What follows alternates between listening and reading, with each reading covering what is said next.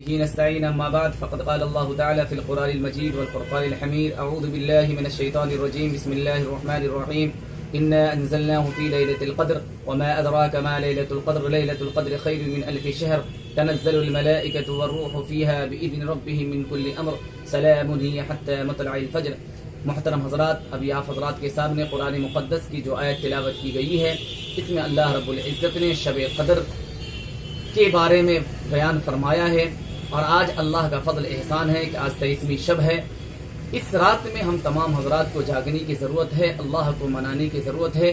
جب کوئی چھوٹا بچہ اپنی ماں سے کسی چیز کو مانگنے کی کوشش کرتا ہے، جب تک وہ چیز وہ حاصل نہیں کر لیتا اس وقت تک اسے چین نہیں ہوتی، بے چینی ہوتی ہے۔ اسی طرح اللہ تعالی ماں باپ سے زیادہ پیار و محبت کرتا ہے۔ جو شخص اس رات میں جاگتا ہے، اللہ کی عبادت و ریاضت میں مشغول رہتا ہے، اللہ رب العزت اسے نوازتے ہیں۔ اللہ رب العزت کی رحمت تو بہانہ ڈھونڈتی ہے، اور بہانہ ڈھونڈنے کے بعد اس تلاش میں رہتی ہے کہ کوئی میرا بندہ مجھ سے مانگے، صحت مانگے، میں اسے صحت عطا کر دوں۔ کوئی بیمار ہے، مجھ سے صحت مانگے۔ کوئی پریشان حال ہے، میرے سامنے اپنے دکھرے کو رکھ کے میں اس کی پریشانی کو دور کر دوں۔ کوئی تنگ دست ہے، مجھ سے مانگے، میں اسے نواز دوں۔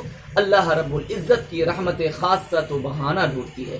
آپ حضرات کے سامنے قرآن مقدس کی جو آیت تلاوت کی گئی ہے، انا انزلناہ فی لیلۃ القدر، کہ تحقیق کہ ہم نے اس کو یعنی قرآن کریم کو لیلۃ القدر میں نازل فرمایا ہے۔ وما ادراک ما لیلۃ القدر، لیلۃ القدر کیا چیز ہے؟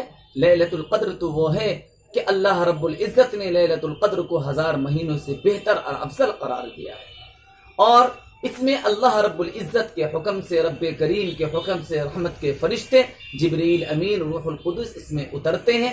ہر امر خیر کو لے کے، ہر امر خیر کے فیصلے کا معاملات ہوتا ہے اس کے اندر، اور سلام ہی حتی مطلع الفجر، اور یہ طلوع فجر تک رہتا ہے۔ حضرت انس رضی اللہ تعالیٰ عنہ فرماتے ہیں کہ شب قدر کی رات میں جبریل امین ایک فرشتوں کی جماعت کے ساتھ اترتے ہیں، اور ہر وہ شخص جو اللہ کے ذکر میں مشغول ہو، خواہ وہ کھڑا ہو کر ہو یا بیٹھ کر ہو یا قیام کی حالت میں ہو، قعود کی حالت میں ہو، رکوع اور سجود کی حالت میں ہو، جس بھی حالت میں ہو، فرشتے اس سے ملاقات کرتے ہیں، رحمت کی دعائیں کرتے ہیں، اور ان سے مصافحہ بھی کرتے ہیں۔ ایک دوسری روایت کے اندر ہے، من کان ایمانا و احتسابا لیلۃ القدر غفر له ما تقدم من ذنبه وما تأخر، جو شخص لیلۃ القدر میں ایمان اور احتساب کے ساتھ، یقین کے ساتھ اللہ رب العزت کو منانے کی کوشش کرتا ہے، اللہ رب العزت اس کے اگلے پچھلے تمام گناہوں کو معاف فرما دیتے ہیں۔ وہ انسان ایسا ہو جاتا ہے گویا کہ اس نے گناہ کیا ہی نہیں ہے۔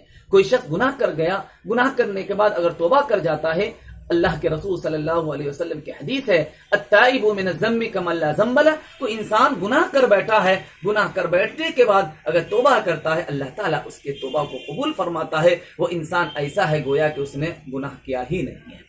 اور اسی طرح حضرت عائشہ صدیقہ رضی اللہ تعالیٰ عنہ فرماتی ہیں، اے اللہ کے رسول صلی اللہ علیہ وسلم، اگر شب قدر مجھے مل جائے، میں پالوں تو میں کیا کروں گی؟ اللہ کے رسول صلی اللہ علیہ وسلم ارشاد فرمایا، ایک دعا کا اہتمام خاص طور سے کیا کر۔ وہ دعا یہ ہے، اللہم انک عفو تحب العفو فاعف عنی یا فاعف عنی، کہ اللہ تو معاف کرنے والا ہے، بخشنے والا ہے، معافی کو تو پسند کرتا ہے، تحب العفو فاعف عنی، مجھے معاف فرما دے۔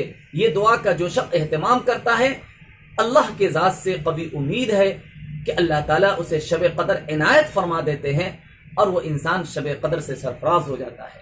اور اسی طرح ایک دوسری روایت کے اندر ہے کہ جو انسان شب قدر کی تاریخ کو پانے کی کوشش کرتا ہے، یوں تو تاریخ متعین نہیں ہے، لیکن حضرت اسامہ بن ثابت رضی اللہ تعالیٰ عنہ سے روایت ہے کہ اللہ کے رسول صلی اللہ علیہ وسلم ایک مرتبہ شب قدر کی اطلاع دینے کی غرض سے لوگوں کو بدلانے کے واسطے باہر نکل گئے۔ دیکھا کہ آپس میں دو مسلمان جھگڑ رہے ہیں، لڑائی کر رہے ہیں۔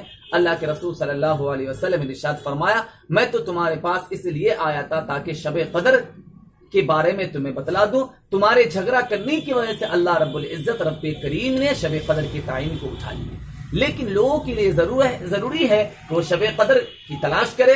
شب قدر کب ہے، کس تاریخ کو ہے؟ تو شب قدر کے بارے میں آتا ہے یہ رمضان المبارک کے آخری عشرے میں ہے، وہ بھی طاق راتوں میں ہے، لیکن طاق راتوں میں زیادہ امکان ہے وہ 27ویں کی شب میں ہے۔ تو اللہ تعالیٰ سے دعا کریں کہ اللہ تعالیٰ ہم تمام کو شب قدر کی قدردانی کرنے کی توفیق نصیب فرمائے۔ یوں تو شب قدر تو 21، 23، 27، 25 اور 29 ہے۔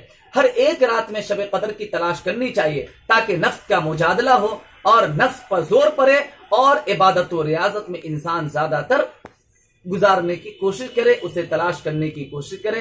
اللہ سے دعا کرے اللہ تعالی ہم تمام کو شب قدر کی توفیق نصیب فرمائے۔ وما توفیقی الا باللہ۔